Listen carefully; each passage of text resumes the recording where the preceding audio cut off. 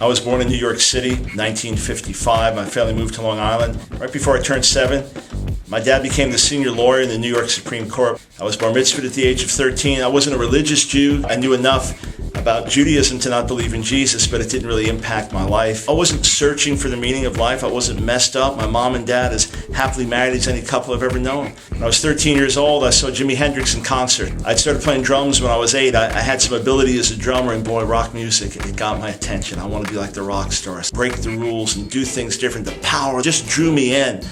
When I was 14, someone asked me if I wanted to try getting high, and I thought, the rock stars do it. It's a little different. It's out there, but I should try. Nothing happened when I tried it. I started smoking hash. Nothing happened. And rather than quitting while I was ahead, I thought, I got to try something else. So very quickly, I got into harder drugs, and very quickly, I was using LSD and ups and downs, and I found I had this high capacity for drugs. My body didn't react the way other people's body reacted, and that became part of my foolish pride that I can do more drugs than you can do. When I was 15 years old, I started shooting heroin. I gained the reputation drug bear, Iron Man, because I could put so much into my system. Broke into a doctor's office with a friend just for a lark, and we stole drugs. We mainlined adrenaline and almost killed ourselves. The sick thing is I was proud about all this. Stole money from my own father. I was evil towards people. I was wicked towards my best friends. 16 and a half years old, my 2 best friends, they were raised in Christian homes, but they didn't know Jesus at all. Their girlfriends were going to a little church. They started going. They started hearing the real message about Jesus. They started talking to me. Little by little, they changed. So I went to pull them out of the church. One of the girls who knew me from high school wrote down in her diary, Antichrist comes to church, because I was such a wicked, loud-mouthed, rebellious kid. And some people there, complete different generation, they started praying for me. I had no idea what was going on. But after doing whatever I want, all the drugs, huffing diesel gas, crazy stuff, and sinning without the slightest feeling of guilt or remorse, I started feeling miserable. I'd be up late at night. I couldn't sleep like I used to. I'd get high, go to sleep if I was on speed. I couldn't now. Something was different in my life. I didn't know, but God was working in my life. At the end of 1971, something happened. I believed, Jesus really died for me.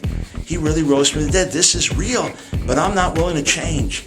And I wrestled 5 weeks back and forth. I go to this church one day, I do drugs the next. Finally, December 17th of 71, after this thing had been building in me for a few months' time, I couldn't wait to get to this church service. You gotta understand, it was a little traditional church, maybe 40 or 50 people there on a Friday night service, someone playing piano, playing these old hymns. I lived for Led Zeppelin and Dazed and Confused and Jimi Hendrix and Purple Haze. I saw these groups repeatedly in concert, and now we're singing these little ditty hymns when we all get to heaven, what a day of rejoicing that will be. Softly and tenderly, Jesus is calling. And the joy started to flood my heart. I thought to myself, okay, I've been really high, and I've never felt this. I thought, okay, I've done good things for friends, and I've never felt this.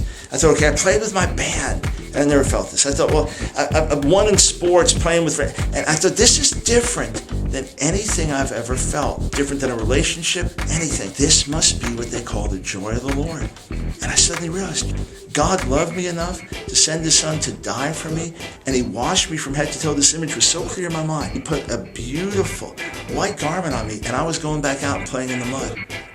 And I said, God, I will never put a needle in my arm again. And that was it. It was almost 40 years ago now. Free from that day on. Free from drugs, free from drinking. I came home, told my parents what happened. They were thrilled to see the change in my life. But my dad said, but you're Jewish. We don't believe in this. You need to talk to the rabbi.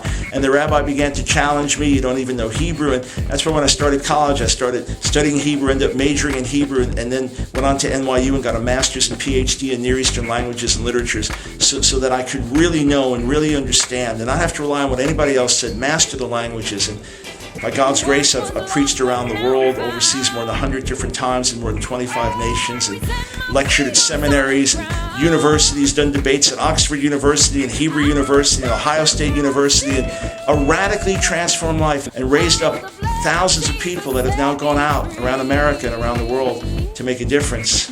My name is Michael Brown. I have a testimony about Jesus, from LSD to Ph.D.